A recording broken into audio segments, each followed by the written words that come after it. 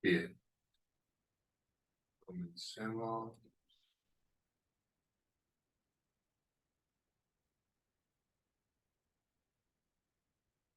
Bien, bueno, en la clase pasada estábamos revisando cómo se describen en sistemas moleculares los electrones. O sea, vimos que para yo tener una descripción de los sistemas moleculares, yo necesito hacer una descripción de las coordenadas geométricas de los átomos, donde voy a tener archivos que pueden tener coordenadas cartesianas o pueden tener coordenadas internas, y con eso yo puedo hacer una descripción eh, de, de lo que son las coordenadas de los átomos, ¿verdad? Pero no solamente tengo que hacer una descripción de las coordenadas de los átomos, también tengo que hacer una descripción de la parte electrónica, porque debo recordar que los átomos están formados por unas componentes más pequeñas que son, bueno, los protones y electrones. Entonces, si yo quiero hacer una descripción exacta de los sistemas moleculares, entonces tengo que hacer una descripción de la parte electrónica también. Ese tipo de descripción es especialmente crítica cuando yo quiero hacer algún tipo de simulación que involucra cambios electrónicos, sobre todo, bueno, específicamente las reacciones químicas. O sea, si yo quiero hacer simulaciones de reacciones químicas que son transformaciones donde se rompen o se forman enlaces, entonces yo voy a tener que hacer una descripción especial de la parte electrónica.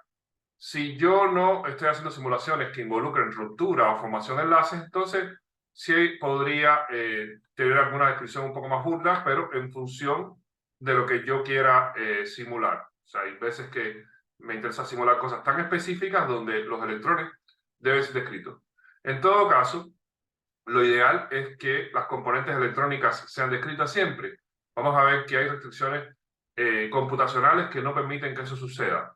Y bueno, esas restricciones computacionales eh, tienen que ver justamente con esto. Cuando yo quiero hacer soluciones de los sistemas electrónicos, debo usar la ecuación de Schrödinger. La ecuación de Schrödinger me va a permitir acceder a distintos parámetros electrónicos, donde la función de onda va a ser sobre la cual yo aplico un hamiltoniano, donde el hamiltoniano es una función que es un operador que describe energía. Ese operador está compuesto por una parte cinética y una parte potencial, donde la parte cinética es el gradiente de potencial y la parte cinética es el gradiente, o sea, es el gradiente de hacia dónde van los sistemas, y la parte de energía potencial va a depender del sistema que estoy describiendo, de manera que distintos sistemas van a tener distintos términos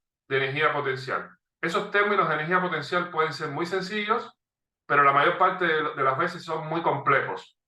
De manera que si yo tengo una descripción del átomo de hidrógeno, el potencial va a ser sencillo porque va a ser la interacción entre un protón y un electrón.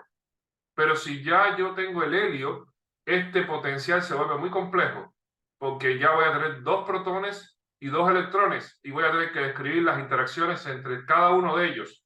Y describir las interacciones entre cada uno de ellos, vamos a ver que es sumamente difícil, es muy difícil. Por lo tanto, la ecuación de Schrödinger va a tener una solución exacta solamente para el átomo de hidrógeno. Bien, si yo tengo la solución de la ecuación de Schrödinger para un átomo con un electrón, yo voy a tener que colocar un hamiltoniano adecuado, y el hamiltoniano adecuado va a ser este que vemos aquí. O sea, vamos a tener la componente cinética y vamos a tener la componente de energía potencial, donde el componente de energía potencial, al tener solamente la interacción de un electrón con un protón, vamos a ver que se va a describir de esta manera, con una ecuación de Coulomb.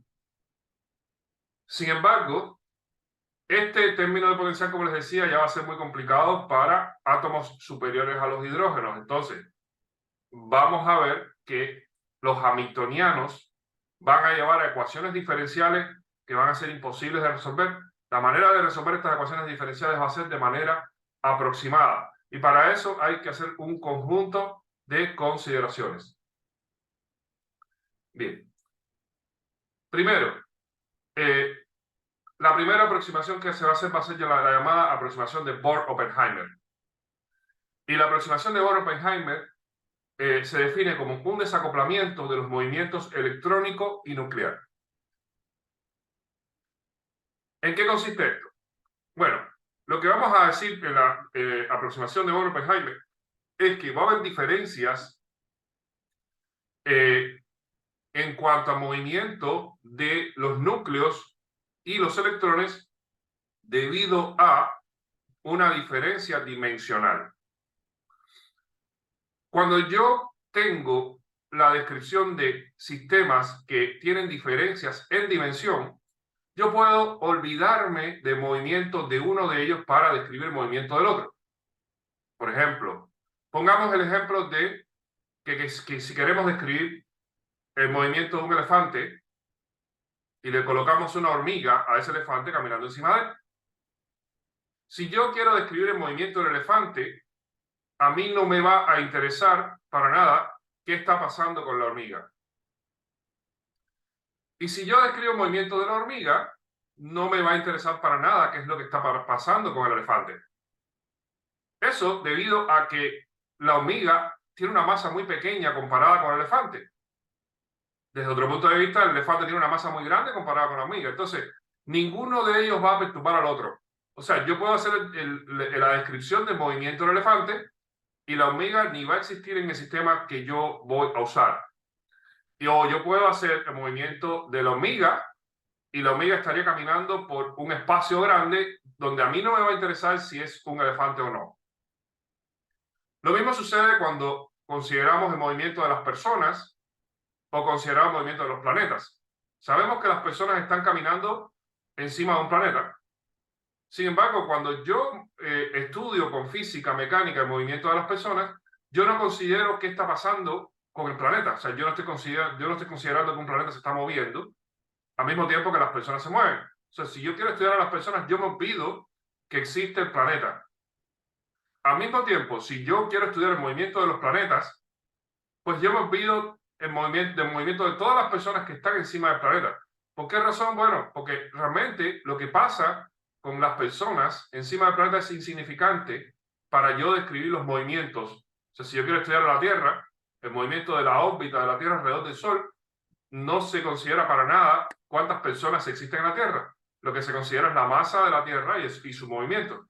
Entonces, eso es lo que debemos desacoplar los movimientos en base a dimensión. O sea, yo estaría estudiando a las personas y me olvido del planeta, o estaría estudiando el planeta y me olvido de las personas. Aunque sabemos que personas y planetas están en el mismo lugar. No importa que estén en el mismo lugar, como tienen dimensiones tan diferentes, pues yo no considero sus movimientos a la vez. Pues eso mismo podemos hacer con los electrones y los núcleos. Los núcleos atómicos son mucho más grandes que las órbitas de los electrones. Entonces yo puedo hacer un estudio de los núcleos y olvidarme de los electrones, o puedo hacer un estudio de los electrones y olvidarme de los núcleos. Y esta diferencia en cuanto a dimensión que va a provocar el estudio de ambos sistemas por separado va a ser muy conveniente para poder solucionar todo aquello que yo quiera resolver en átomos. Y bueno, se denomina, como les decía, la aproximación de Bohr-Oppenheimer. Hay algo más que hay que considerar para hacer soluciones de los sistemas atómicos a nivel electrónico.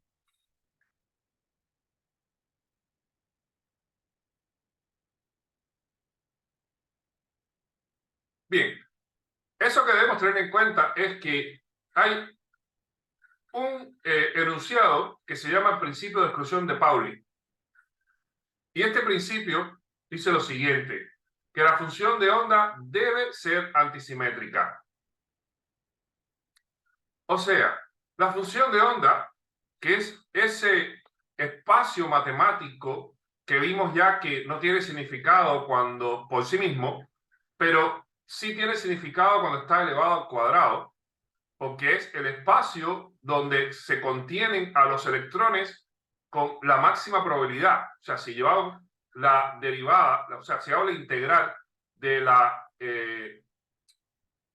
función de onda al cuadrado con respecto al espacio, pues ese integral me va a dar 1, lo cual significa que la probabilidad de encontrar los electrones en esa función de onda va a ser máxima. Los electrones van a estar ahí con toda probabilidad y no van a estar en otra parte. Si bien eso no es una descripción exacta de dónde está el electrón, me está diciendo el lugar donde con mayor probabilidad va a estar el electrón. Vamos a ver que van a haber distintas funciones de onda en función de los distintos niveles de energía de los electrones, pero sabemos que hay 2 electrones en cada orbital. O sea, si yo tengo un orbital S, sabemos que hay 2 electrones. Si tengo un orbital P, sabemos que hay 2 electrones. O sea, un orbital PX tiene 2 electrones, un orbital PY tiene 2 electrones, un orbital PZ tiene 2 electrones. Entonces, en cada orbital hay 2 electrones. Cuando el principio de exclusión de Pauli me dice que la función de onda debe ser antisimétrica, se refiere a que esos 2 electrones no pueden ser iguales por definición. Porque si los 2 electrones que están en la función de onda fueran iguales, entonces la función de onda sería simétrica en sí. Pues para eso se genera un número especial que son las funciones de spin de los electrones. O sea, la función de spin es una función que está hecha para definir que los 2 electrones son diferentes en el orbital. Por lo tanto, yo voy a tener que uno de los 2 electrones se va a describir con un spin alfa y el otro electrón se va a describir con un spin beta. El significado de este número de spin que van a tener los electrones, a pesar de que se dice en física cuántica que no podemos tomarlo a pie de la letra así, porque en física cuántica, recuerden que los movimientos no son continuos, como ocurre en física mecánica clásica. A pesar de eso, nosotros vamos a tener que hacer una descripción del spin alfa y beta en los sistemas, considerando como si el electrón fuera un sistema que rota en un eje. O sea, ¿a qué me refiero? Consideremos un electrón como una partícula que rota en su eje con un movimiento hacia la izquierda, en un caso, mejor dicho, o sea, con un movimiento horario en un caso y un movimiento antihorario en el otro caso. ¿Qué quiero decir con esto? O sea, que tenemos 2 electrones en un orbital. Uno de esos 2 electrones va a estar rotando en una dirección y el otro electrón va a estar rotando en la dirección contraria.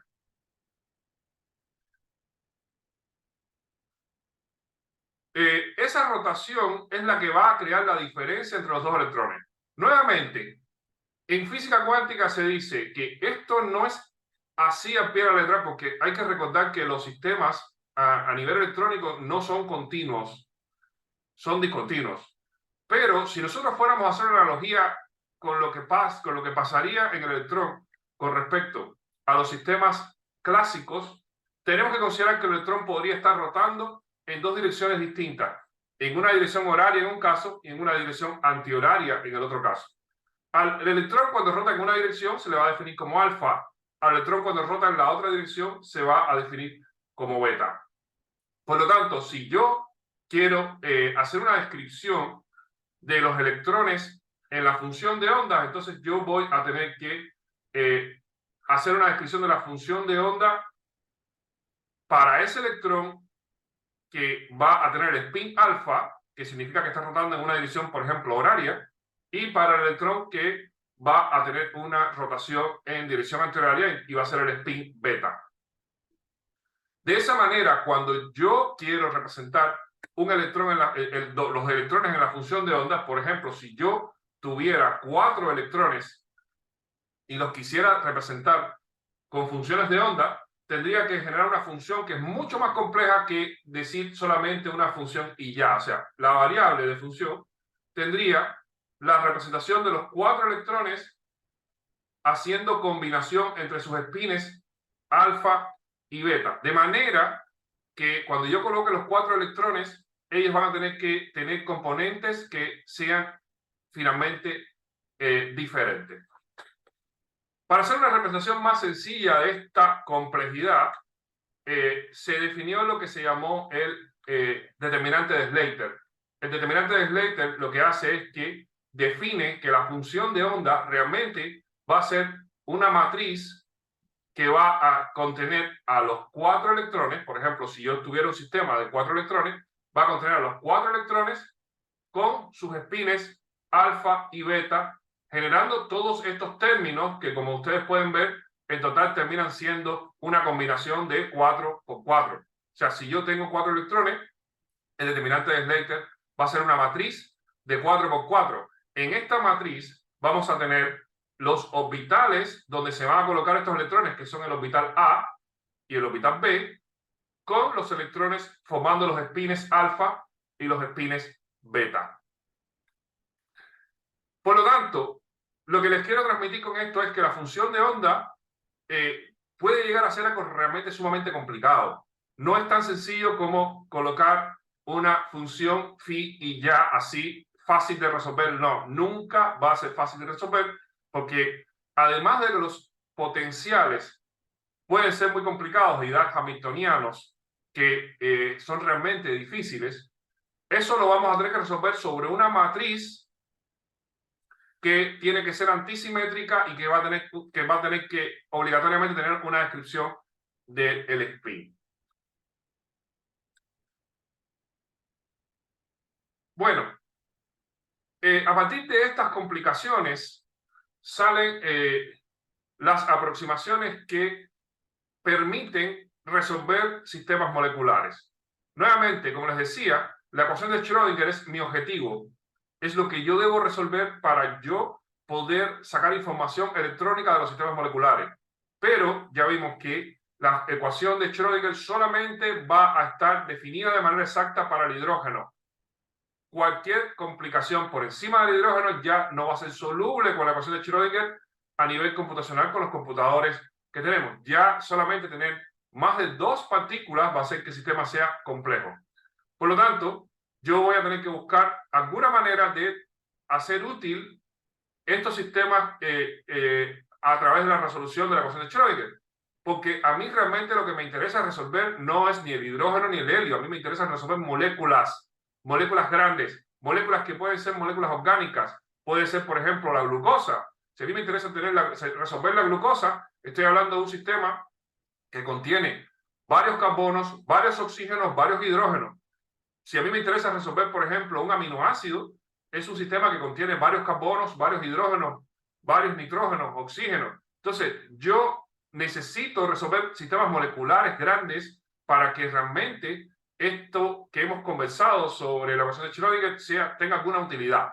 Si no, no tiene utilidad ninguna tener conocimiento sobre la parte electrónica, la ecuación de Schrödinger y todo lo demás.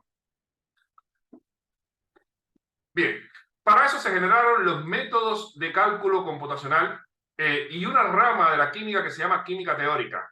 Esa química teórica se encarga justamente del desarrollo de métodos para resolver sistemas moleculares y además también el cálculo de sistemas moleculares con esos métodos que se han desarrollado. Bien, hablemos de algunos de esos métodos, entre ellos, uno de los más populares en la historia de la química teórica es el método Hartree-Fock. Bien, para el método Hartree-Fock se va a considerar que un sistema atómico se puede describir admitiendo que cada electrón se va a encontrar en un estado estacionario en el campo generado por el núcleo y los demás electrones. Esta idea se conoce como aproximación del campo central. ¿Cómo podemos transcribir esto? Bien, lo que intentamos con el método Hartree-Fock es considerar que el sistema se puede convertir en una ecuación de tipo hidrógeno. Sabemos que la solución del hidrógeno es un electrón contra un protón, contra un núcleo, perdón. En ese caso, yo tengo dos partículas, ¿verdad? Electrón y núcleo van a tener carga negativa y carga positiva. En un sistema real, eso no va a ser así, pero yo podría hacer una aproximación donde considere al electrón como una partícula y el resto del sistema como una nube que va a representar a la otro componente que simularía otra partícula. Bien, esta idea, que es la llamada aproximación del campo central, va a hacer que entonces yo pueda resolver los sistemas utilizando funciones como si estuviera resolviendo la ecuación de Schrödinger de hidrógenos.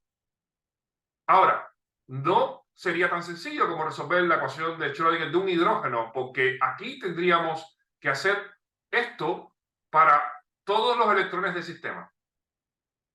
Y todos los electrones del sistema serían utilizar la función de onda como un determinante de Slater. ¿Ok? Entonces, yo voy a tener que colocar la función como un determinante de Slater, pero va a ser un determinante de Slater aproximado, porque yo voy a considerar que va a ser el electrón contra el sistema que quedó de todo lo demás. Eso con el primer electrón. Después lo tengo que hacer con el segundo electrón. Después lo tengo que hacer con el tercero. Y así.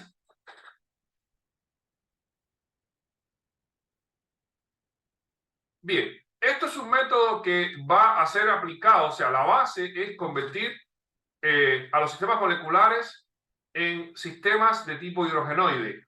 O sea, donde yo voy a calcular cada electrón con respecto a un campo que va a representar a la otra partícula en un potencial de tipo hidrógeno. Sin embargo, esto no se va a hacer así nomás. Esto se hace en varios pasos.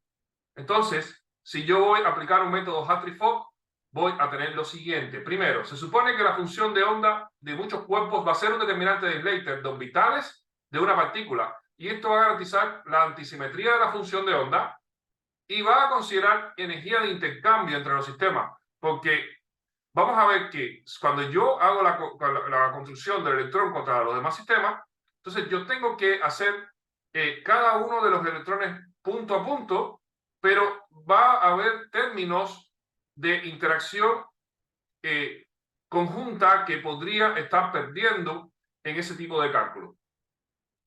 A partir de esta suposición se puede aplicar el principio variacional de mecánica cuántica, donde se encuentra una ecuación de autovalores para los orbitales de una partícula. Bien, lo que sucede aquí es que yo voy a tener la ecuación de Schrödinger aplicada a la función de onda y eso me va a dar valores de energía por la función de onda. Para eso, yo voy a tener que conocer sobre la función de onda, lo cual no es así tampoco. O sea, no es posible conocer a priori la función de onda. Por lo tanto, lo que se hace es una definición de una función de onda aproximada. El punto de partida va a ser un conjunto de orbitales aproximados. Para un cálculo atómico, estos típicamente son orbitales de un átomo hidrogenoide, o sea, donde va a ser un átomo con una carga nuclear cualquiera, pero con un solo electrón. Entonces, una vez que se ha construido la función de onda inicial, se elige un electrón, se resume el efecto de todos los demás electrones que se usan para generar un potencial. Esto da un electrón en un campo definido para el que se puede resolver la ecuación de Schrödinger dando una función de onda diferente para este electrón. Y entonces el procedimiento se repite una y otra vez hasta completar el procedimiento. De esta forma, con la nueva distribución electrónica, se va a tener un nuevo potencial. Vamos a ver que este procedimiento se va a repetir hasta alcanzar convergencia, lo cual va a significar que el cambio entre un paso y el siguiente van a ser lo suficientemente pequeño. Bien, ¿cómo podemos ver esto? Vayamos atrás a la diapo donde tenía la ecuación de Schrödinger, que es esta que ven acá, ¿verdad? Yo tengo que la ecuación de Schrödinger, yo aplico un hamiltoniano sobre una función de onda y eso me da valores de energía por la función de onda. Lo que yo hago con Hartree-Fock es, primero uso una función de onda aproximada. Es una función de onda que la va a tener el programa por definición.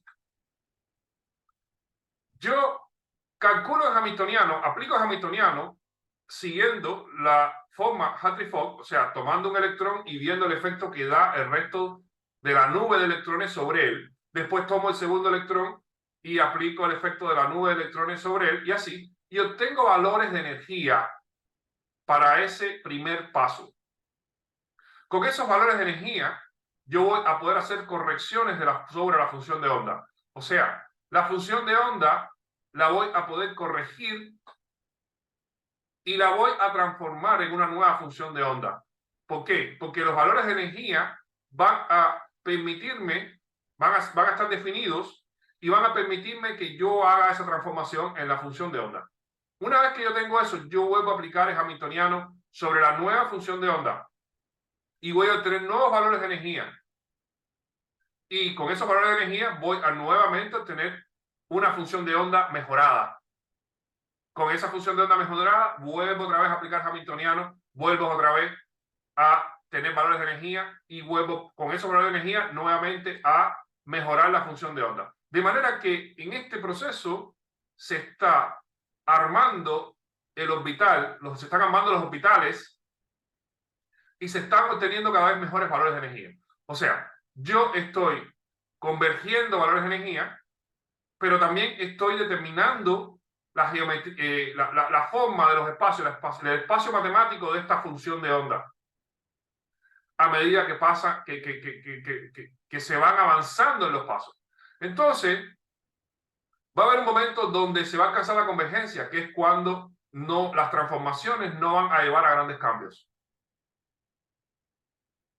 Y esa va a ser la manera en que va a funcionar el método Hartree-Fock. Características del método. Bien, vamos a ver que el método Hartree-Fock es una forma aproximada de las ecuaciones de mecánica cuántica. También va a ser conocido como método de campo autoconsistente. Vamos a ver que sus ecuaciones basadas en orbitales de una partícula son más accesibles computacionalmente que los métodos basados en funciones de onda de muchas partículas. O sea, al final, yo hago aproximaciones para resumir, para reducir la complejidad del sistema y lo convierto en algo más sencillo de lo que realmente es. Va a ser un procedimiento iterativo para calcular la mejor solución a la ecuación de Schrödinger independiente del tiempo para moléculas aisladas, tanto en su estado fundamental como en estados excitados.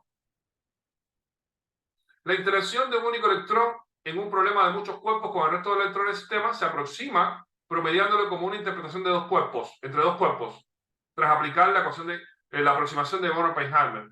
De esta forma se puede obtener una aproximación a la energía total de la molécula. Como consecuencia, calcula la energía de intercambio de forma exacta. Bien, ¿por qué razón? Bueno, yo voy a tener un electrón y voy a considerar las interacciones con los demás electrones. Entonces, de esa manera, la aproximación de Born-Oppenheimer me está simplificando mi sistema a una interacción entre electrones, pero además el resto de los electrones está formando una nube para yo poderla comparar. Entonces voy a tener la interacción entre dos cuerpos y de ahí es que el sistema se hace más sencillo. Ahora, una característica del método también es el defecto del método, que es que no tiene en cuenta efectos de correlación electrónica. Los efectos de correlación electrónica son efectos que se deben a que cuando yo hago esas consideraciones uno a uno, realmente estoy perdiendo algunas interacciones que ocurren debido a que dos electrones se mueven y podrían tener efecto en el resto de los electrones. O sea, el movimiento de un electrón produce un efecto sobre los demás electrones, pero hay efectos debido a que hay movimientos de múltiples electrones que pueden causar efecto en el resto de los electrones. Ese tipo de efectos en Hartree-Fock se pierde porque al tener las consideraciones solamente de un electrón contra el resto, obviamente yo no voy a poder ver efectos que estén debidos al movimiento de varios electrones juntos. Por lo tanto, uno de los problemas más importantes, y de hecho el problema más importante que va a tener Hartree-Fock, es justamente esto: no tener en cuenta esas interacciones debidas a movimiento de múltiples electrones a la vez. Y es lo que va a hacer que el método Hartree-Fock, a pesar de que es un método que históricamente tiene mucho valor, actualmente no es tan usado por haber sido superado por otros métodos que sí se enfocaron en tener en cuenta los efectos de correlación electrónica.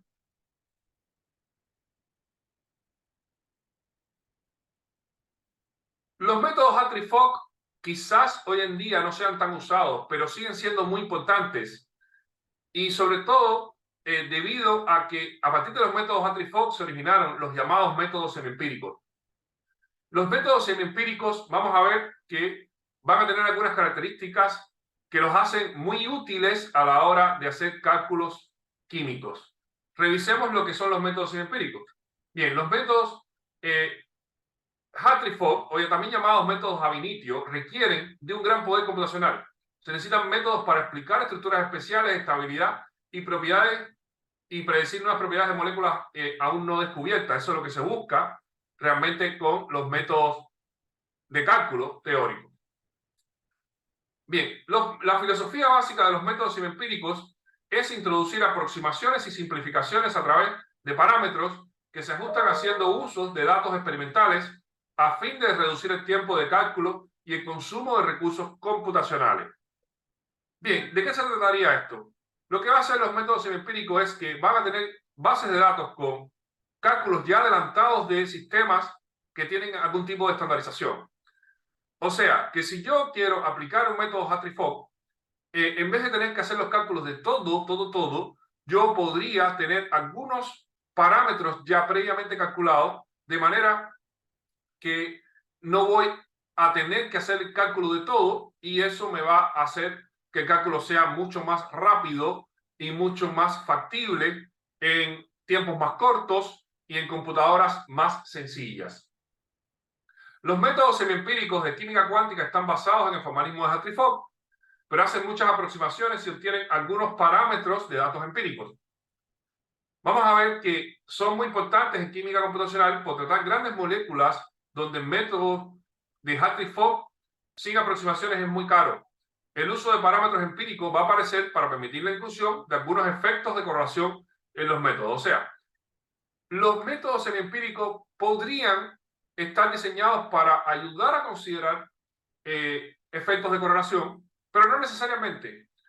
Me van a permitir hacer cálculos más rápidos, pero también me van a permitir hacer cálculos de sistemas más complejos, ya que si yo voy a analizar un sistema por un método Hartree-Fock, voy a tener limitantes debido al número de partículas. O sea, la cantidad de partículas que yo puedo calcular por un método Hartree-Fock está muy limitada, porque el método se va a complicar más mientras más átomos tenga el sistema. Sin embargo, con un método semiempírico, yo podría hacer ese cálculo para más átomos en tiempos más cortos. Por lo tanto, yo podría usar un método semiempírico para analizar sistemas más grandes. El método no va a ser menos exacto que el semiempírico, y eso es un perdón, que el Hartree-Fock, y eso es un problema. Sin embargo, vamos a ver que hay grupos que se han dedicado a desarrollar distintos métodos semiempíricos que funcionan muy bien en determinados sistemas. Por ejemplo, si yo estoy estudiando reacciones de fosforilación, pues se han creado métodos semiempíricos que van a tener parámetros muy buenos para interacciones de fosforilación. Entonces, esos métodos semiempíricos van a dar mejores resultados, podrían dar mejores resultados que usar un Hartree-Fock sin tener ninguna descripción previa. Y esos métodos empíricos que estarían especializados en fosforilación, bueno, van a ser mucho más rápidos, y al ser mucho más rápidos vas a poder estudiar sistemas más complejos. Por lo tanto, los métodos empíricos van a ser usados cuando yo quiero hacer un estudio de un sistema que puedo describir con exactitud basado en un método semiempírico que esté hecho para ese sistema. O podría también hacerlo como un cálculo previo a un cálculo más complejo que después voy a hacer con otro método. Eso es algo también que es importante. O sea, cuando yo voy a usar un método de cálculo complejo, yo podría hacer todo partiendo de un método semiempírico y después podría hacer correcciones con el otro método más complejo. De esa manera, el método semiempírico, que es más rápido, me va a ayudar a que el sistema sea factible, ya que si yo partiera con el sistema, con el método más complejo, podría estar meses haciendo el cálculo y no sería lo mismo que partir de un cálculo previo que ya fue hecho con un método semiempírico. En los distintos modelos semiempíricos, las diferencias más importantes entre sí están relacionadas con el problema de la resolución de integrales, donde voy a tener métodos muy conocidos como el AM1, el PM3, el CNDO. Estos métodos van a estar generalmente en todos los programas que hacen cálculo computacional.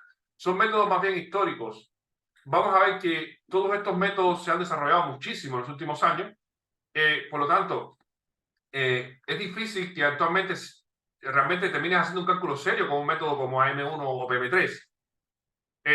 Sin embargo, repito, a partir de AM1 y PM3, de la filosofía que tienen estos mismos métodos, hay otros métodos mucho más avanzados, especializados, que hoy en día sí son muy usados. O sea, los métodos semiempíricos mantienen un uso muy grande, a pesar de que no son lo más exacto que existe, o sea, son poco exactos. Bien, existen métodos actualmente que son más exactos que los Hartree-Fock. De hecho, existen varios. Sin embargo, históricamente el método más importante que superó al Hartree-Fock fue el DFT, que es la base. DFT hoy es la base de todos los cálculos teóricos. O sea, para yo tener un trabajo lo mínimamente descrito en cálculos computacionales, debo usar DFT. El DFT, vamos a ver qué cosa es. Primero, se basa en el teorema de Hohenberg-Kohn. Este teorema lo sacaron estos autores en 1964 y dice así: en moléculas con un estado fundamental no degenerado, la energía molecular del estado fundamental, la función de onda y todas las demás propiedades electrónicas están determinadas unívocamente por la densidad de probabilidad electrónica del estado fundamental. Esa densidad, probabilidad electrónica, se define con ρ y tiene coordenadas x y z. Se considera que la energía del estado fundamental es una función de este ρ. Por lo tanto, se va a definir la energía como una función de ρ. Y a partir de esto, Hohenberg-Kohn sacaron la definición de las ecuaciones llamadas ecuaciones de Kohn-Chang en el año 65, o sea, solamente un año después, y dice lo siguiente: desde un punto de vista práctico, conviene introducir los llamados orbitales de Kohn-Chang. Estos orbitales de Kohn-Chang se van a definir con esta letra phi, que no son orbitales moleculares y que están relacionados por la densidad electrónica en el modo siguiente. Ρ va a ser igual a la sumatoria de los orbitales de Kohn-Chang al cuadrado. Y se puede demostrar en el proceso de minimización variacional restringida que los orbitales Kohn-Chang que minimizan la energía han de cumplir la llamada ecuación de Kohn-Chang, donde tenemos un hamiltoniano Kohn-Chang por phi va a ser igual a energías por phi. Si ustedes analizan la forma de esta ecuación, es una ecuación de Schrödinger escondida en otros orbitales de una naturaleza diferente. Estos orbitales que son de una naturaleza diferente son orbitales de densidad electrónica. Por lo tanto, a partir de esto, se transforma la necesidad de calcular orbitales moleculares a la necesidad de calcular orbitales de Kohn-Chang. Si yo soy capaz de calcular orbitales de Kohn-Chang y aplicar esta ecuación, la ecuación de Kohn-Chang, que es una análoga de la ecuación de Schrödinger, yo puedo obtener los mismos resultados que esperaría obtener con una ecuación de Schrödinger. Podría obtener caracterizaciones de los electrones, pero utilizando otra geometría de orbital. ¿Cuál es la maravilla de esta ecuación? Nada, que estos orbitales son más sencillos de describir, más prácticos de caracterizar, quitan algunas de las mayores complejidades que tiene resolver los orbitales moleculares.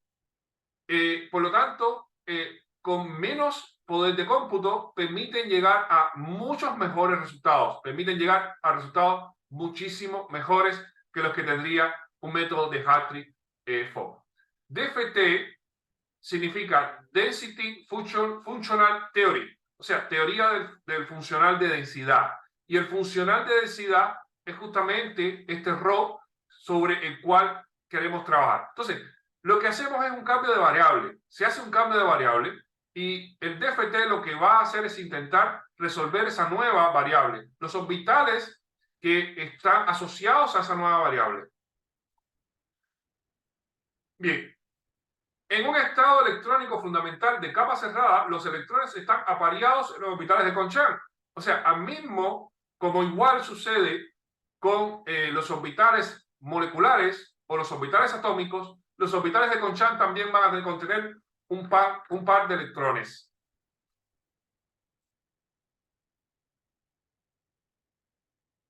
Bien, otra de las cosas importantes que tienen los orbitales de Conchan es que a partir del orbital de Conchan se puede hacer una partición que es factible, que está dada en estos términos, donde acá tenemos, este término sería la energía cinética del electrón, energía potencial de interacción electrón-núcleo, energía de repulsión electrónica y término de correlación e intercambio. La energía electrostática clásica de una distribución de carga va a estar dada por la energía cinética y potencial. Y la energía de repulsión interelectrónica y los términos de correlación de intercambio van a ser más específicos, mejores descritos en los cálculos de FT. Ahora, el término de correlación de intercambio, términos de correlación, era justamente lo que no podía describir los métodos Hartree-Fock, y eso va a ser bien descrito en los métodos de FT. O sea, los métodos de FT superan a los métodos Hartree-Fock sobre todo por este término de correlación de intercambio. O sea, justamente los términos de correlación de intercambio son los términos que no podían ser descritos en Hartree-Fock. Bien, características del método FT. Bueno, no se conoce la forma exacta del funcional que verificaría el teorema de Horner-Merkur. Dependiendo de la forma funcional explícita que se escoja para el funcional de correlación de intercambio, tendremos diferentes modelos. Para una descripción lo más exacta posible de un sistema molecular dado, se deben emplear funcionales de gradiente corregido, en los que se tiene en cuenta la variación de la densidad electrónica molecular con la posición. Y podemos decir también, bueno, que en los últimos años se ha generalizado el uso de funcionales de correlación e intercambio híbridos, en los que se combinan diferentes tipos de funcionales. Ejemplos de funcionales híbridos son los funcionales B3, Lie, Yang, Par, los llamados B3-Lib. Y estos métodos B3-Lib, vamos a ver que son de los más usados, de los que han sido más usados en los últimos años, en las últimas décadas, para hacer cálculos teóricos. O sea, vamos a ver que, en general, si nosotros nos ponemos a realizar cálculos teóricos en sistemas moleculares pequeños, vamos a encontrar que la mayor parte de las veces han sido descritos con métodos de FT, y la mayor parte de las veces esos métodos de FT fueron métodos B3-Lib. En los últimos años se han están explorando métodos mejores que B3-Lib gracias a las mejoras en los computadores. O sea, los computadores han ido mejorando y han ido produciendo que se puedan usar métodos más potentes que los B3-Lib. Pero sin duda los métodos B3-Lib tienen una importancia histórica que va a ser difícil de superar. O sea, durante muchos años fueron los métodos más importantes y factibles, y a la vez factibles, para hacer cálculos de FT. Vamos a ver unos funcionales derivados teóricamente y parámetros de ajuste elegidos de forma que se obtuviera un buen ajuste de los resultados a la energía de atomización obtenidas experimentalmente. Bueno, lo que se busca justamente es que con los métodos de FT hacer llegar a valores que permitan reproducir parámetros experimentales.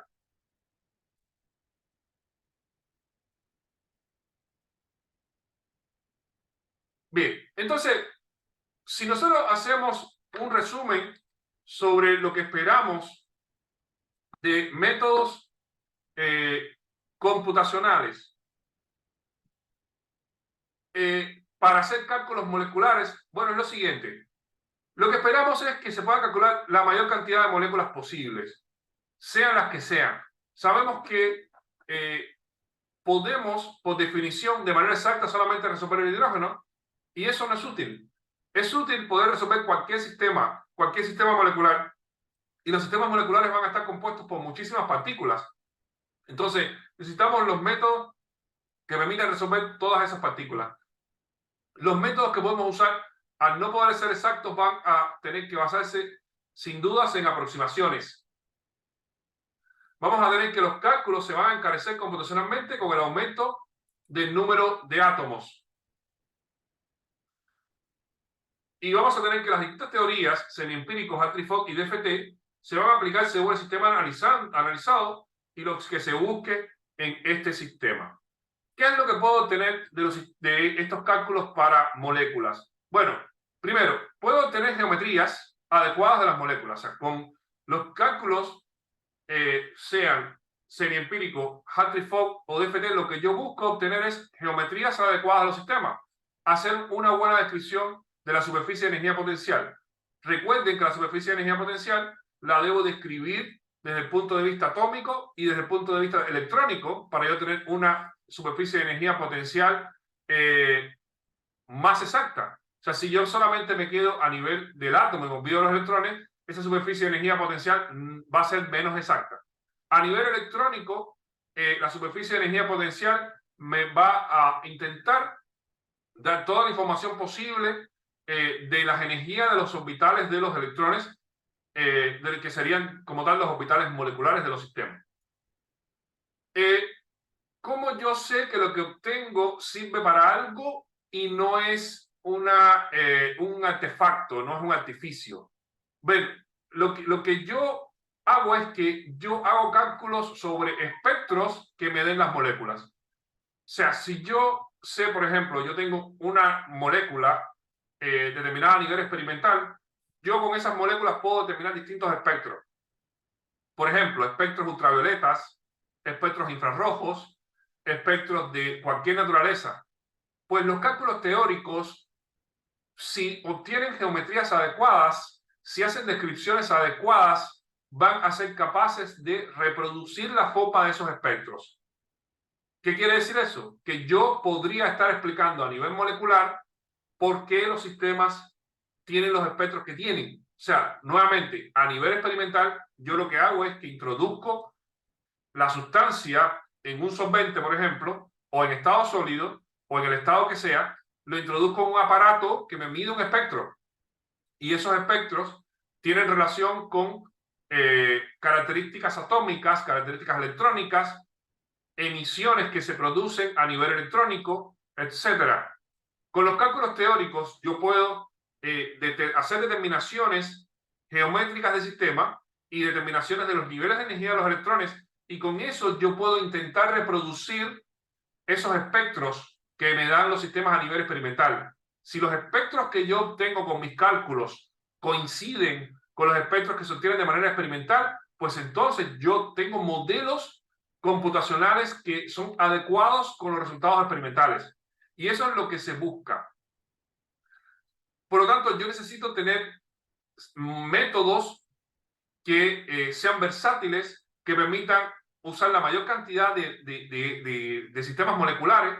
Por ejemplo, hay átomos, hay muchos átomos en la tabla periódica y hay sistemas moleculares o sistemas atómicos que pueden llegar a ser muy complejos. Si yo quiero hacer una descripción, por ejemplo, de elementos que están en los últimos en los niveles más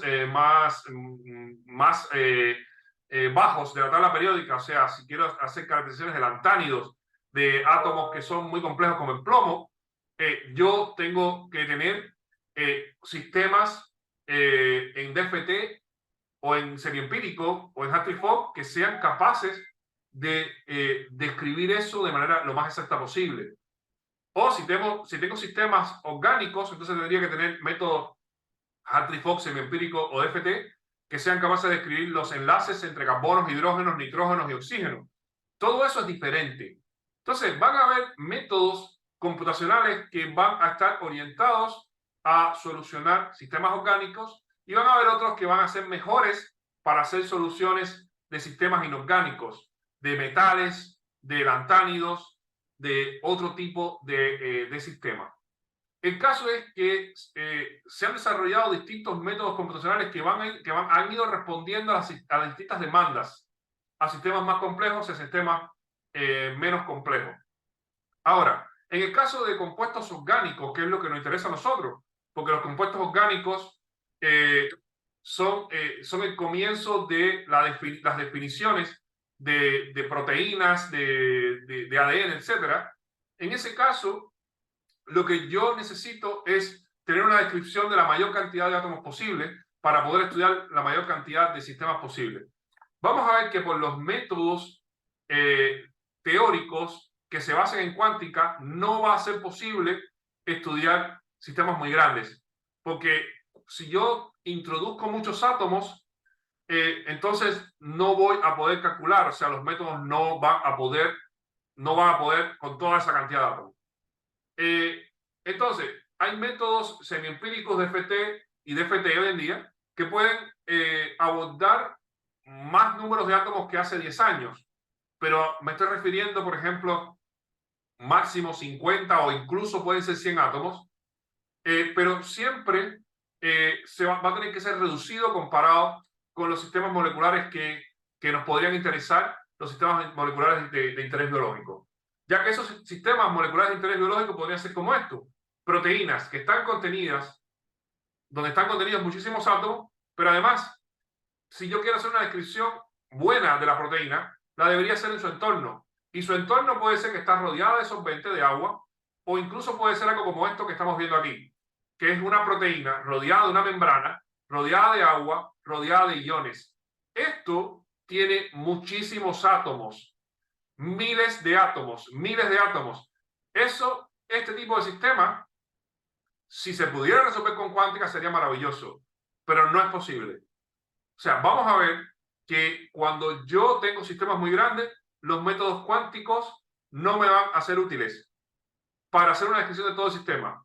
Sí, vamos a ver que se pueden crear métodos combinados, y eso lo vamos a ver más adelante, y en esos métodos combinados podría representarse cierta parte del sistema con cuántica y el resto del sistema con otra metodología para poder llegar a resolver algo de ese sistema. No obstante, vamos a ver que lo más importante de los métodos teóricos es que ellos van a ser útiles para resolver sistemas moleculares pequeños. Lo que yo espero de los métodos teóricos es resolver sistemas moleculares pequeños, moléculas orgánicas, nunca moléculas como proteínas. Y lo otro es que no puedo olvidar que cuando yo quiero resolver reacciones químicas, o sea, interacciones entre sistemas para tener reacciones químicas, lo único que puedo usar son los métodos teóricos como semiempírico o DFT o cualquier otro método que sea similar, porque tengo que hacer una descripción sin dudas de la parte electrónica. Bien. ¿Alguna consulta?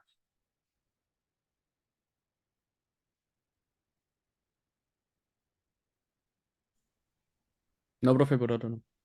Bien, entonces vamos a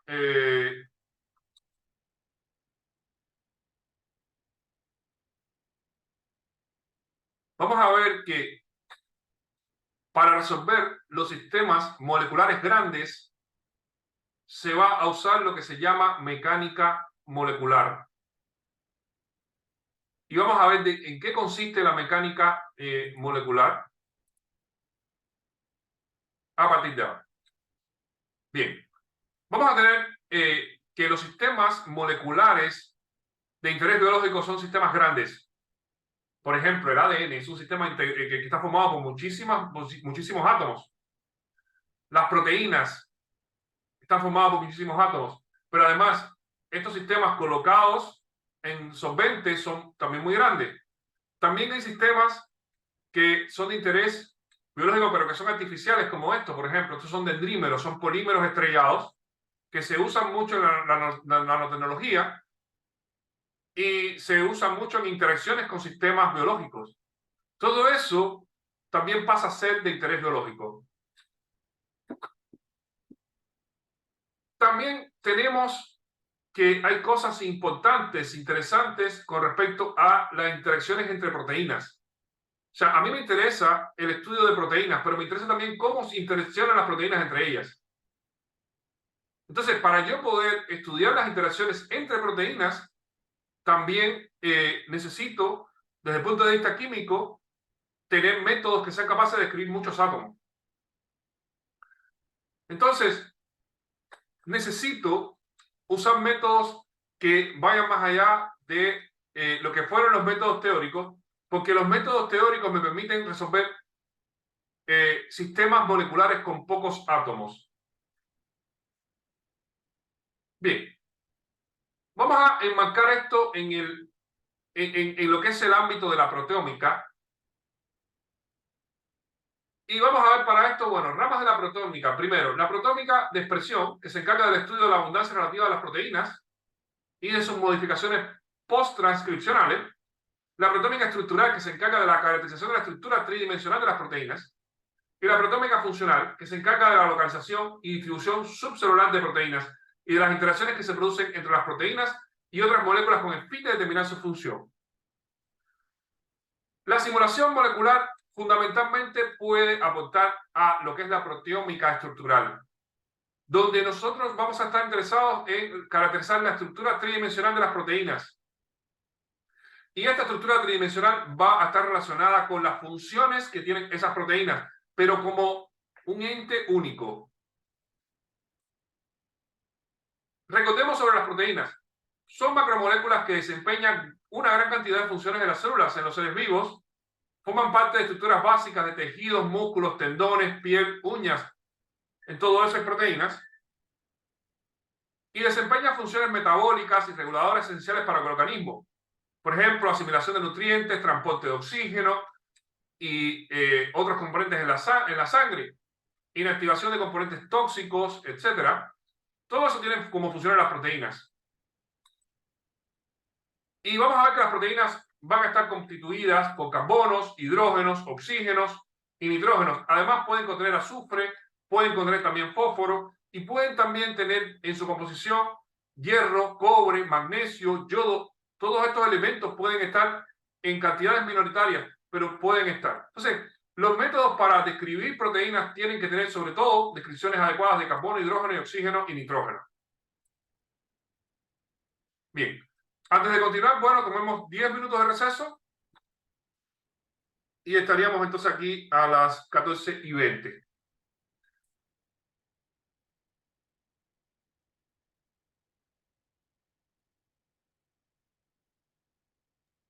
Vale, profe.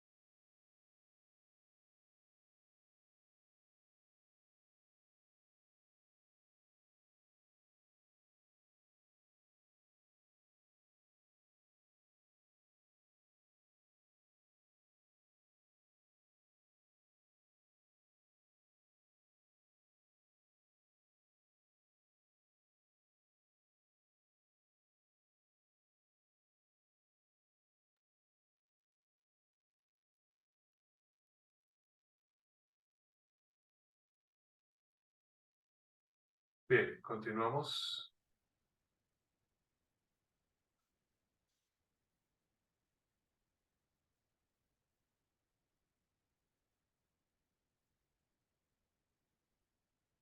Bien. Recordemos sobre las proteínas. Las proteínas están formadas por cadenas lineales de aminoácidos que están unidos por enlaces peptídicos. Pueden haber proteínas que están solamente formadas por aminoácidos y pueden haber proteínas que están formadas por, además de los aminoácidos, por otros grupos que se insertan dentro de la proteína, que pueden ser metales, pueden ser moléculas orgánicas que tienen alguna función estructural o a veces tienen una función importante en la catálisis de la proteína si esta es una enzima o cosas así. Entonces, para yo poder describir bien una proteína, debo considerar descripción de los aminoácidos, pero también debo considerar la descripción de otros componentes orgánicos que pueden estar unidos a las proteínas. Bien, los aminoácidos van a ser moléculas orgánicas que van a contener un grupo amino y un grupo ácido. De hecho, de ahí viene el nombre, que es amino, ácido. Bueno, contiene aminoácidos en la misma estructura. Y vamos a ver que el grupo amino va a ser una buena base y el grupo ácido va a ser un buen ácido. Entonces, eso hace que esta molécula en su estructura va a tener dos funcionalidades extremas. Y por eso lo que va a suceder generalmente es que este hidrógeno del ácido va a pasar al nitrógeno, porque ya el hacer el amino una buena base es capaz de captar con facilidad protones, captar hidrógenos, y el carboxilo, al ser un buen ácido, va a ser capaz de ceder con facilidad protones. Los aminoácidos que aparecen en las proteínas van a tener esta forma, donde van a contener un carbono en el medio, que es el carbono llamado carbono alfa, y en ese carbono alfa va a aparecer un grupo lateral llamado grupo R, y ese grupo lateral va a ser el que va a dar origen a 20 aminoácidos en la naturaleza. Esos aminoácidos son alanina, arginina, paragina, ácido aspartico, cisteína, ácido glutámico, glutamina, glicina, y bueno, y todos los demás que aparecen en esta lista van a ser representados con un código de 3 letras, como los que aparecen aquí, y una abreviatura de letra, como los que aparece acá. Esta abreviatura de letra es la que se usa cuando hacemos análisis en secuencias, y esta abreviatura de 3 letras, bueno, también se usa comúnmente para referirse al aminoácido. Y estos aminoácidos van a ser iguales en los grupos que van a tener de este lado, pero el grupo R es el que va a dar esa diferencia. Y esos grupos R, que van a ser las cadenas laterales del aminoácido, van a dar origen a distintas características que pueden ser, bueno, los que definimos como alifáticos, pequeños, polares, cargados, positivos, aromáticos, hidrofóbicos. Estas características que vemos acá son esenciales para armar proteínas con distintas funcionalidades. Gracias a que estos 20 aminoácidos están presentes, podemos tener distintas formas de proteínas que van a acceder a distintas funciones en el sistema. Y vamos a ver primero que para yo trabajar en simulación molecular, yo debo tener conocimiento de cada uno de los aminoácidos.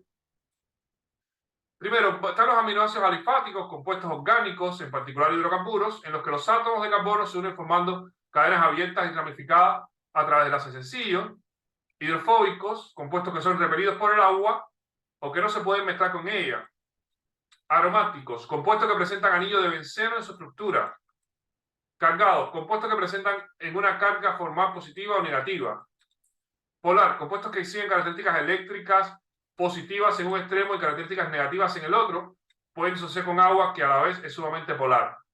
Todas estas características están presentes en los aminoácidos. Si yo hago una revisión de cada uno de los aminoácidos, de los 20 aminoácidos, puedo hacer agrupaciones. Por ejemplo, están los aminoácidos polares, como por ejemplo serina, treonina, cisteína, tirosina, asparagina, glutamina. Estos aminoácidos son polares neutros, ya que ellos no contienen carga. Si revisamos acá, vamos a ver que el carbono alfa va a ser el carbono que está aquí en el centro. Aquí está el grupo ácido, el grupo amino, y la cadena lateral entonces es lo que va a estar aquí representado siempre a la derecha. CH2OH, CH3OH, aquí CH2SH, aquí CH2-benceno OH, CH2CO NH2, CH2SH2, CONH2. Donde aquí podemos ver que serina y treonina son similares en el punto de que ellos contienen un grupo OH en una cadena alifática. El otro aminoácido que contiene un grupo OH es la tirosina, pero lo va a contener en un benceno. La cisteína va a contener un grupo SH y generalmente los grupos SH van a ser menos polares que los grupos OH. Por lo tanto, la cisteína va a tener características polares, pero no tanto como el grupo OH. Y vamos a tener que aquí el grupo, las asparagina y glutamina van a tener grupos amidos. Una con un CH2 por en medio y la otra con dos CH2 por en medio. Bien, vamos a ir revisando los aminoácidos y es importante que ustedes sepan que para trabajar simulación molecular uno debe conocerse estas estructuras, ojalá de memoria. Obviamente que de memoria no lo vas a conocer al momento, pero en la medida que vas trabajando en simulación molecular debes realmente hacer un empeño grande por aprenderte estas estructuras de memoria. Me refiero, una persona que se dedique a trabajar en simulación molecular tiene que ser capaz de analizar con rapidez los sistemas moleculares. Y para eso conviene mucho que te conozcas de memoria las estructuras de los aminoácidos. Que cuando estés analizando en un sitio activo, rápidamente tú detectes qué aminoácido es el que está presente ahí. Y cuál es su característica en función de lo que está presente. Porque si vemos, por ejemplo, una serina, estamos viendo un grupo polar capaz de formar enlaces de hidrógeno. Si estamos viendo una tirosina, estamos viendo también un grupo polar capaz de formar enlaces de hidrógeno, pero que además contiene un benceno que es capaz de hacer interacciones hidrofóbicas bastante, al ser un grupo benceno, un grupo tan grande, esta parte del aminoácido va a ser capaz de formar interacciones hidrofóbicas. Entonces, eso marca una diferencia entre lo que se espera de una serina y lo que se espera de una tirosina. Bien, tenemos los aminoácidos neutros no polares, también llamados apolares o hidrofóbicos. Ahí tenemos la glicina, que no contiene nada en la cadena lateral, solamente un hidrógeno. Alanina, que contiene un CH3 como cadena lateral. La leucina, que contiene CH2CH, CH3CH3. Valina, CH3CH3. La prolina, o sea, aquí la isoleucina, que también debería estar junto con estos acá, que contiene CH, CH3, CH2, CH3. O sea, es similar a la leucina, pero este CH3 en vez de tenerlo acá lo tiene más adentro. Tenemos la prolina, que es el único aminoácido que forma un ciclo que interrumpe al grupo amino acá. Entonces, este ciclo vamos a ver que va a ser característico en la proteína de ciertos cambios conformacionales bruscos. También están, bueno, la fenilalanina, que es CH2, o sea, si la alanina era un CH3, la fenilalanina es que le coloca a este CH3 un benceno. Triptófano, que va a tener este grupo, que es más complejo, acá, y la metionina, que va a tener, en vez de un SH, va a tener un SCH3. Todos estos aminoácidos son considerados hidrofóbicos. Todos estos aminoácidos no son afines al agua. Generalmente van a estar alejados del agua. Están los aminoácidos con carga negativa o ácidos, donde está el aspartato y el glutamato, ácido aspartico o ácido glutámico. Vamos a ver que estos van a contener el grupo ácido COOH, el aspartico con un CH2, el glutámico con dos grupos H2. Si a este COOH yo le agrego un NH2, estaría llegando a la asparagina, y si a este COH le agrego un NH2 estaría llegando a la glutamina. Asparagina y glutamina los vimos acá entre los aminoácidos polares.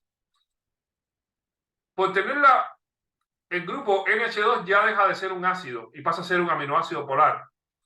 Cuando tiene este grupo es ácido y la acidez consiste en que este grupo de hidrógeno se cede con facilidad a una base. Los aminoácidos que son básicos, o sea, que son capaces de captar hidrógenos, son la histidina, arginina y lisina. Estas estructuras, por ejemplo, la histidina contiene este grupo que es un imidazol. Si este nitrógeno recibe un hidrógeno, la histidina se carga positiva. La arginina contiene un guanidino, que es todo este grupo que está integrado por NH, C, NH, NH2. Este grupo entero, al recibir un hidrógeno adicional, aquí se carga positivo, todo este grupo, y tenemos el grupo amino, que es el grupo NH2, que al recibir un hidrógeno se coloca como NH3+, entonces es capaz de cargarse positivo. Entonces tenemos los aminoácidos que se pueden cargar negativos, son estos, y los aminoácidos que se pueden cargar positivos son estos. Estos últimos aminoácidos y además los polares que vimos antes, o sea, los aminoácidos polares, los aminoácidos cargados negativos y los aminoácidos cargados positivos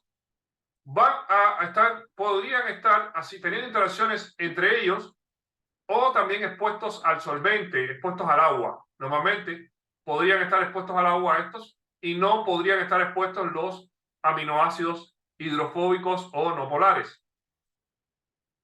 En el caso del grupo imidazol de la histidina, es importante notar que esto es un grupo aromático y este grupo aromático permite que los doble enlaces acá se puedan desplazar y el hidrógeno que está aquí podría estar desplazado y estar en este otro nitrógeno. Estos dos nitrógenos no son equivalentes, no son iguales. De hecho, este nitrógeno está más cerca del CH2, está solamente a 2 enlaces de este CH2, mientras que este está a 3 enlaces de CH2.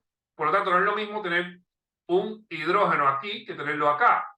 De hecho, yo podría describir el imidazol de la histidina de esta manera cuando está neutro y de esta manera cuando está cargado. O sea, cuando está neutro podría representarlo de estas dos maneras, donde el NH podría estar el hidrógeno más cerca del CH2, el CH2 de donde viene este CH2 que está acá, lo estoy colocando aquí, o podría el NH estar más alejado del CH2. Cuando está más cerca, se dice que el hidrógeno está en posición delta, y cuando está más lejos, se dice que el hidrógeno está en posición épsilon. Esas posiciones delta y épsilon no son caprichosas, vienen de que los aminoácidos se nombran desde este carbono en lo adelante con letras griegas. De manera que si yo tengo este carbono de acá, este es el carbono alfa. Ese es el carbono que está en el centro del aminoácido. Este carbono sería el carbono beta. Este carbono sería gamma. Aquí este carbono y este nitrógeno serían delta. Y este carbono y este nitrógeno serían épsilon.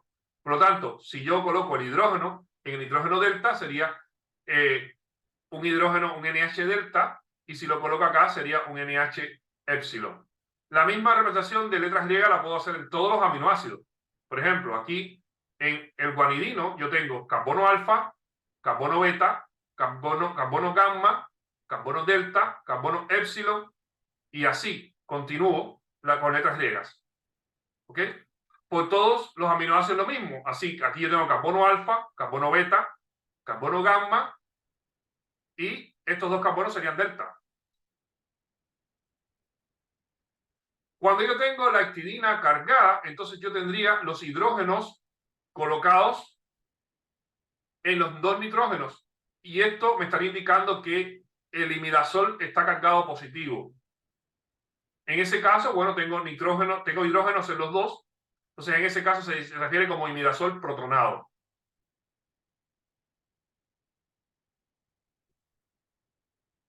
Bien, los aminoácidos aromáticos, en toda la lista de aminoácidos que vimos previamente, son la fenilalanina, la tirosina y el triptófano, donde la fenilalanina es el más hidrofóbico porque no contiene oxígeno ni nitrógeno. Recuerden que cuando usted vea oxígeno y nitrógeno, eso le está indicando polaridad, eso le está indicando que hay menos hidrófobo, menos hidrofobicidad. La tirosina contiene el mismo grupo que la fenilalanina, pero un OH adicional. Eso hace que esta parte de la tirosina sea hidrofóbica y esta otra sea polar y capaz de formar enlaces de hidrógeno. Acá el triptófano tiene algo similar. Esta parte es hidrofóbica y este grupo NH también puede formar enlaces de hidrógeno e interacciones polares. En general, estos residuos casi siempre se van a ubicar orientados hacia el interior hidrofóbico de la proteína, ya que su naturaleza predominantemente es no polar. O sea, es difícil que un triptófano o una tirosina, a pesar de tener una parte polar, estén orientados hacia el solvente. Normalmente no va a pasar eso. Normalmente van a estar escondidos. La cisteína tiene una característica especial. Es el único aminoácido que puede formar un enlace covalente con otro residuo de cisteína y entrecruzar la cadena polipeptídica. Ese enlace de la cisteína se va a formar entre un grupo SH, como vemos acá, y otra cisteína igual, que sea otro grupo SH.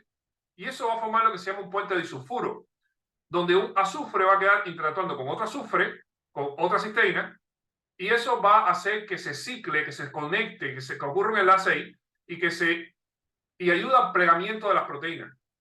Cuando yo tengo enlaces disulfuros, esos enlaces disulfuros normalmente producen una estabilidad que ayuda a que la proteína se pliegue de una manera única.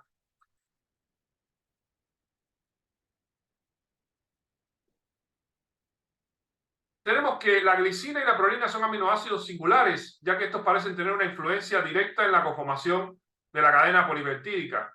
La glicina es el que no contiene nada como cadena lateral, solamente un hidrógeno, y la prolina es el que es capaz de formar ciclos. O sea, el carbono alfa acá se desarrolla de manera que se cierra un ciclo con el nitrógeno. Eso va a hacer que la glicina permita que haya mucha flexibilidad en la cadena y la prolina, todo lo contrario, va a producir un cambio de dirección en las cadenas con mucha rigidez.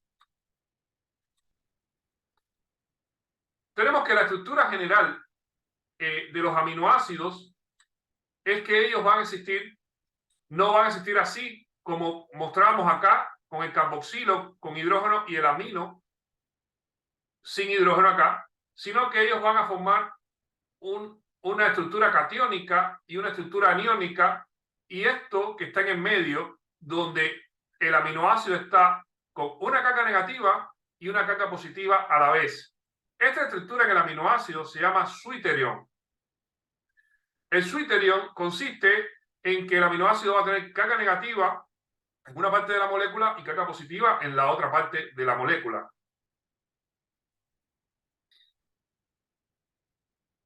Vamos a ver que vamos a esperar que los aminoácidos se encuentren en los sistemas formando no estas cargas extremas, ya que ellos van a estar formando una cadena.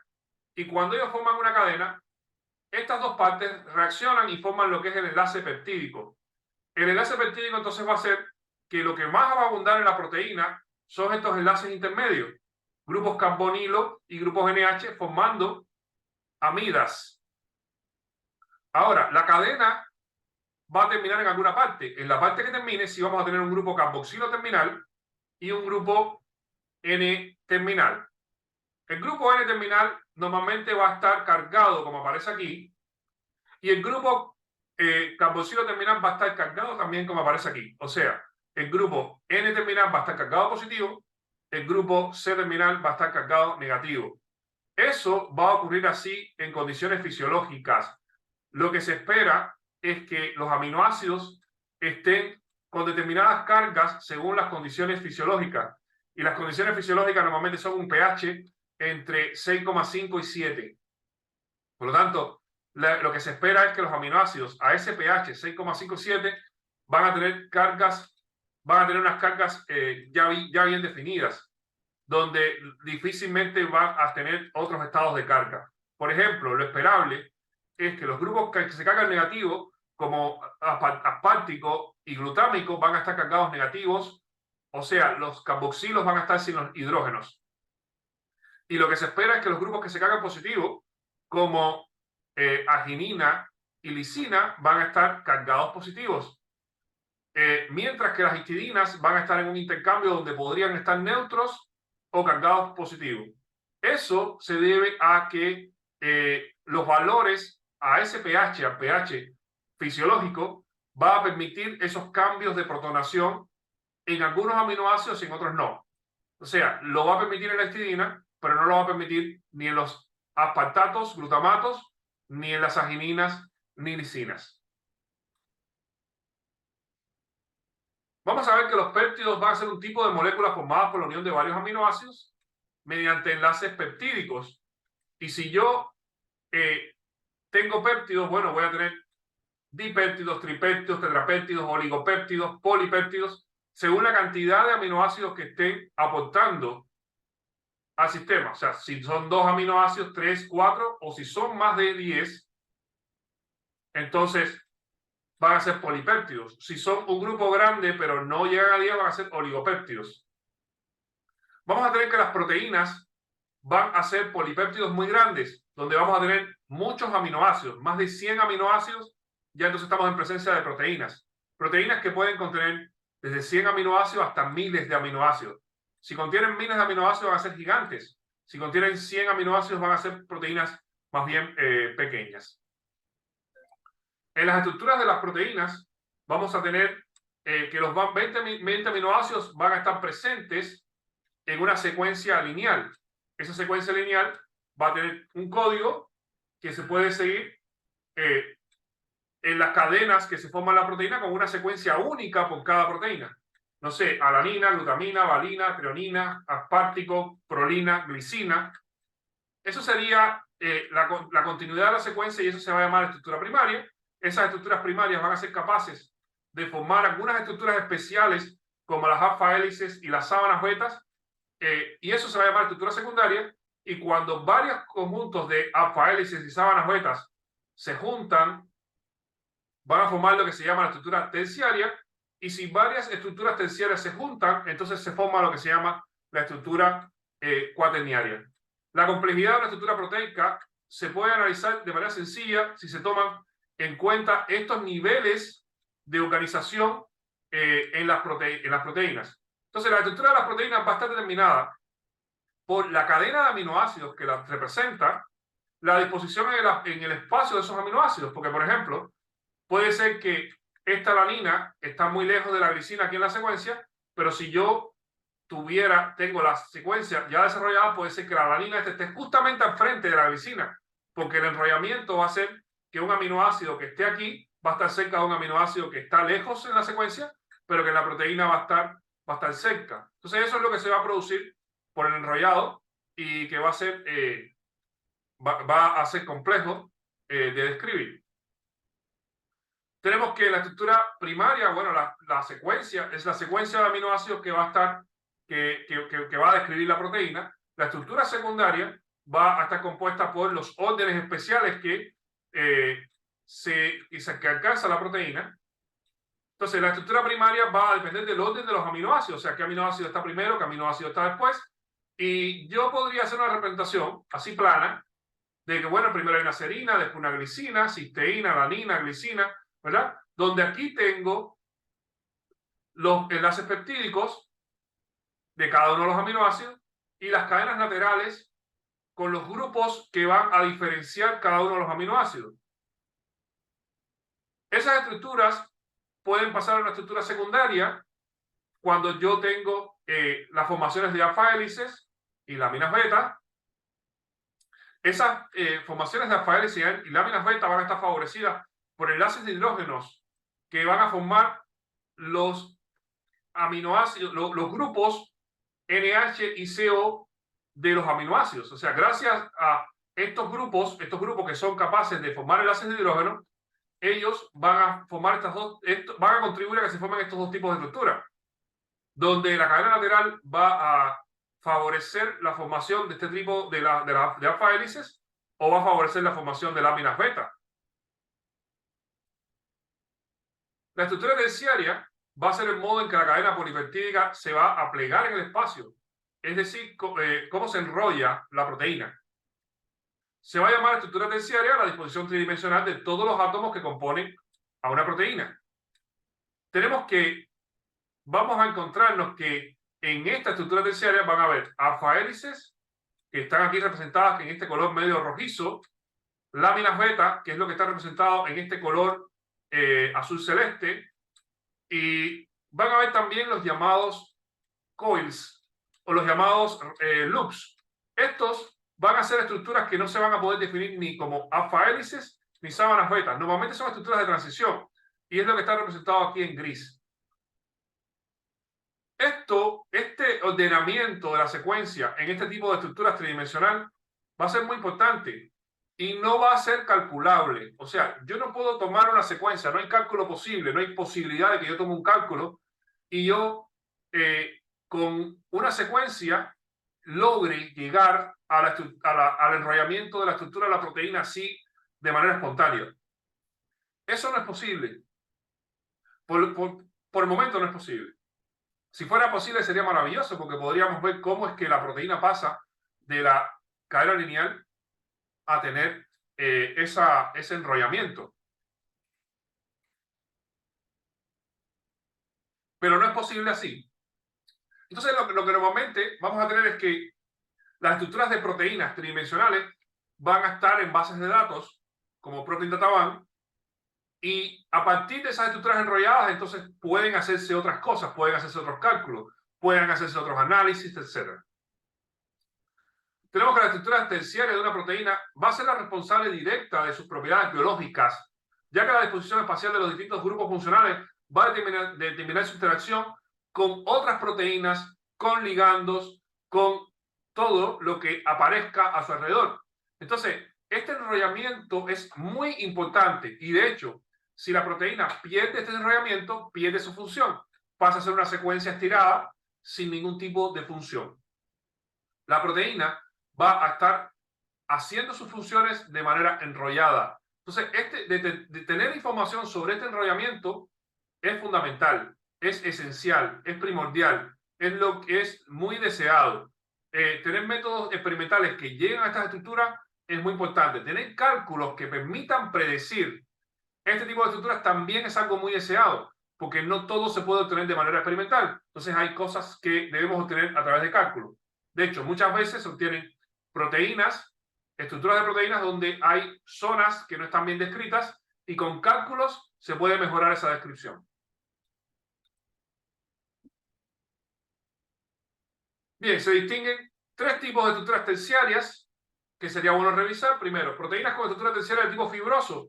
Son moléculas muy alargadas, tienen formas de hilos largos, las cadenas de péptidos se mantienen juntas mediante puentes de hidrógeno intermoleculares, son insolubles en agua, por ejemplo, colágeno, queratina, fibroína de la seda, proteínas musculares, etc. Esta proteína, bueno, no son las enzimas, no son las proteínas que tienen funciones en la célula, son las proteínas que forman parte de los músculos. Bueno, son las proteínas que aparecen en los músculos, por ejemplo, la carne que uno consume en parrillas es de este tipo de proteína. Entonces, la función de este tipo de proteína es una función estructural. Están las proteínas con estructuras terciarias de tipo globular. A diferencia de las fibrosas, las proteínas globulares son esféricas y muy solubles en agua o en soluciones salinas. Las cadenas de péptidos están plegadas y se estabilizan a través de puentes de hidrógeno, desempeñan una función dinámica en el metabolismo corporal, por ejemplo, albúmina, globulina, caseína, hemoglobina, las hormonas proteicas y muchas enzimas, las enzimas que cumplen funciones en la célula, muchas son globulares. Estas proteínas globulares normalmente van a estar enrolladas de manera tal que los grupos hidrofóbicos van a estar en el interior de la proteína y los grupos más polares van a estar en el exterior de la proteína, interactuando directamente con el agua. Y como son proteínas que se desplazan fácilmente en los fluidos, pues van a estar normalmente en todas partes que se expresen en determinada, en la célula. O sea, la célula normalmente va a controlar la expresión, pero una vez que estas proteínas se expresan, pueden difundirse por los torrentes sanguíneos, pueden difundirse en la célula, en el lugar donde ellas estén, donde tengan que hacer sus funciones. Y están las proteínas de membrana. Las proteínas de membrana son parecidas a las proteínas globulares, pero con una superficie hidrofóbica capaz de insertarse en las membranas celulares.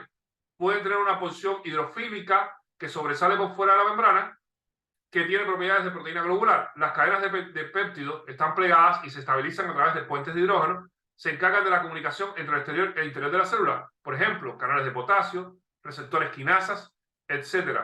Estas proteínas van a estar colocadas en la membrana celular. Como sabemos, la membrana celular es la interfaz entre la célula y el exterior. Entonces, esta proteína muchas veces va a tener funciones de intercambio. Intercambiar nutrientes, iones, entre el exterior y el interior de la célula puede ser una de sus funciones, pero también puede ser la interacción con receptores, o sea, determinados receptores que están en la parte externa de la célula llegan, interaccionan con la parte externa de esta proteína y provocan una cascada de funciones en el interior de la célula. Vamos a ver que estas proteínas deben tener una parte hidrofóbica expuesta a la membrana, y si tienen una parte, por ejemplo, la parte interna o la parte externa, a la membrana sí va a ser como las proteínas globulares, va a ser similar a las proteínas globulares. Entonces, podríamos dividir esta proteína en varias partes. Una parte transmembranal, que es la parte que está expuesta a la membrana, y una parte externa, que va a ser como una proteína globular enganchada en la proteína de membrana. O sea, podríamos dividir entonces esta proteína en varias partes. Y también debido a estas características tiene sus funciones que van a estar siempre asociadas al lugar donde está. Si ella está en la célula, pues entonces ella va a tener alguna función relacionada, perdón, si ella está en la membrana, ella va a tener alguna función relacionada con funciones de la membrana. Las fuerzas que estabilizan la estructura terciaria de una proteína se establecen entre las distintas cadenas laterales de los aminoácidos que la componen. Los enlaces propios de la estructura terciaria pueden ser de dos tipos, covalentes y no covalentes, donde los covalentes se van a referir, bueno, a las interacciones entre las cisteínas. O sea, si yo tengo una proteína enrollada, vamos a ver que las interacciones que se van a producir entre distintos aminoácidos van a estar dadas entre interacciones polar-polar o no polar con no polar, o las interacciones entre una cisteína y otra cisteína que forman un enlace. Por ejemplo, si aquí vemos esta estructura enrollada, estos dos azufres están representando dos cisteínas que formaron un puente disulfuro. Uno aquí, otro acá y otro acá. Y esos puentes disulfuro contribuyeron al enrollamiento de la proteína.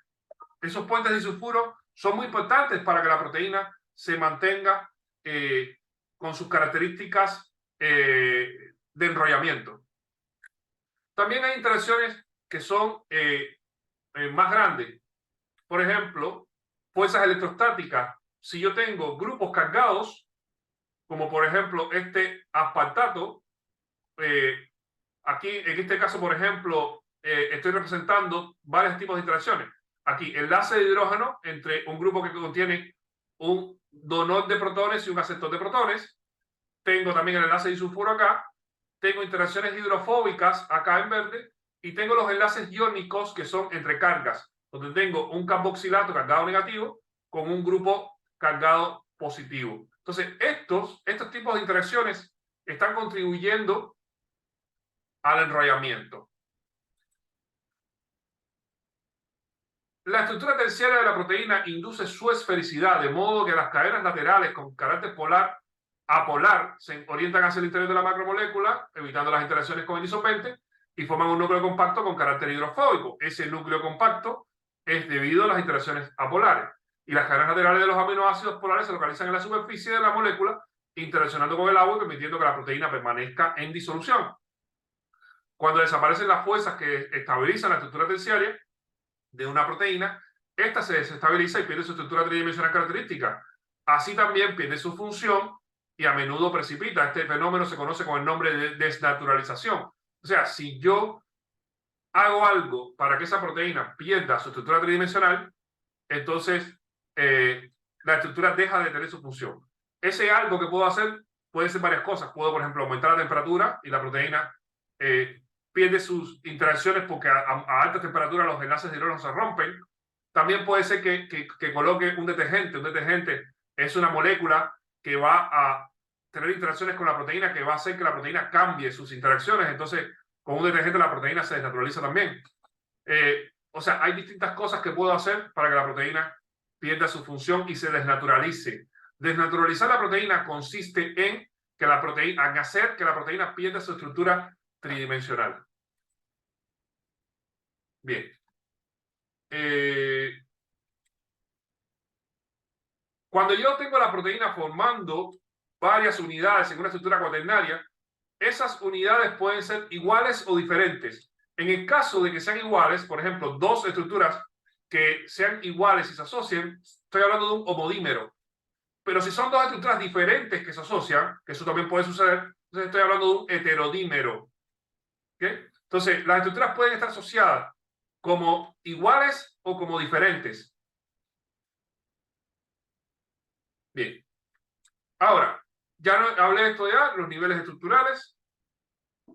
Y entonces ahora corresponde que hablemos cómo se estudia esto con cálculos computacionales. Y para eso les adelanto, para ya terminar, que lo que vamos a usar son métodos que no consideran a los electrones. Vamos a considerar métodos que solamente consideran a los núcleos. ¿Por qué razón? Porque si yo intento describir los electrones en las proteínas, voy a fracasar rotundamente. Las proteínas son muy grandes, no puedo estudiar a nivel electrónico, solamente puedo estudiar los núcleos. Entonces tengo que usar la física clásica, y la física clásica que voy a usar es aquella que me describe a los átomos como pelotas y a los enlaces como resortes. Entonces voy a considerar pelotas unidas por resortes y la física de las oscilaciones de pelotas unidas por resortes es la que voy a usar para hacer descripciones en sistemas grandes como las proteínas. Entonces, prefiero que terminemos acá para que entonces el próximo lunes comenzar hablando de los métodos de mecánica molecular, que son los métodos con los cuales se estudian las proteínas. ¿Alguna duda, consulta? No por mi parte, profe. Por mi parte tampoco, profe. Gracias. Perfecto. Bueno, entonces con eso terminamos por hoy. Muchas gracias por asistir y nos estaremos viendo el próximo lunes de manera presencial. Ojalá que no haya ningún evento que impida, o sea, que haga que tengamos que estar otra vez así, ya que presencial es mucho mejor. ¿El próximo lunes no es feriado? A ver. 16 de septiembre. Sí, me refiero al otro lunes, el otro no, el otro. 18, cae.